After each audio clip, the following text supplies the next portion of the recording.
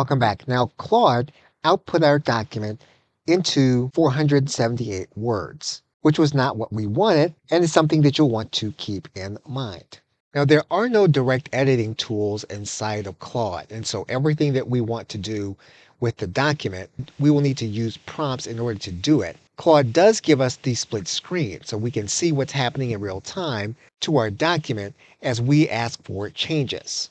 In this case, we're going to give Claude instructions and we're going to click enter. What you'll notice is that Claude is going to attempt to honor your request. That request is going to take place in another document, and it creates a second document or artifact that you can see on your right side menu and that you'll be able to use and download in that way.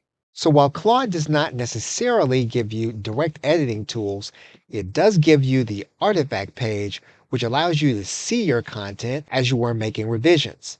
You can also see each revision on the left side menu. For example, if we wanted to see the first revision, we can click on that element in order to see it. And so we can toggle back and forth by clicking on the individual elements. Okay, so with that, thanks, and I will see you in another video.